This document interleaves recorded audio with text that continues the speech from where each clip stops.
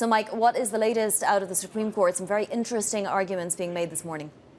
Well, the arguments are beginning to wrap up. Right now, we have the U.S. Solicitor General, Elizabeth Prelogar, who is presenting the government's case that the law that was signed by President Joe Biden back in April requiring ByteDance to divest the app or see TikTok banned in the U.S. She has been arguing this case now, facing some questions and some skepticism from the justices, but not nearly the degree of grilling that the lawyers for TikTok and content creators got earlier in the arguments, which began about 10 a.m. today. And this is a case, Fani, that we have been watching very closely and anticipating, honestly, ever since Biden signed the law. ByteDance and TikTok made very clear from the start that they were going to appeal this to the highest court in the land, and this is really their last chance today. Yeah, and it was fascinating, right? There were sort of two pillars of argument. One was on free speech and whether an algorithm can be considered free speech, and one was national security. What do we see more of today being spoken of? Well, the other issue at hand really is the ownership question.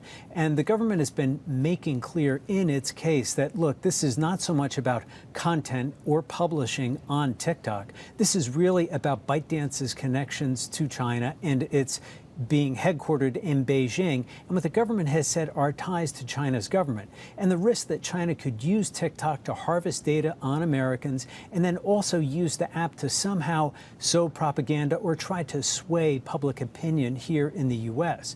The ownership question actually came up right at the start, and it was one of the very first that Justice Clarence Thomas put to the lawyer representing TikTok, saying, in essence, are you conflating the ownership question and requirement being imposed by the government here with the free speech issue that you're trying to raise? Are you trying to mix apples and oranges? And later, other justices suggested that there might be other fish in the sea, that users could find other platforms where they could take their speech. And today we have seen shares of Snap, which runs Snapchat, rise 9%, and that is, the most that we have seen that stock jump since the end of October. So there's a lot at stake here, Vonnie. Mike, do we have an indication of how SCOTUS is leaning right now? Well, the indication is based on what we're seeing in the questioning that it will probably fall in the government's favor. But keep in mind that it is not necessarily dispositive. The Supreme Court justices are famed for asking tough questions, so it doesn't necessarily mean or translate into a loss for TikTok. And we also don't know how quickly they will act. It is entirely possible that they put a temporary pause on enforcement of the law to give themselves time to write a more ample and thoughtful opinion that will come out later in the year. But it really is not breaking in their favor right now. And the deadline is January 19th.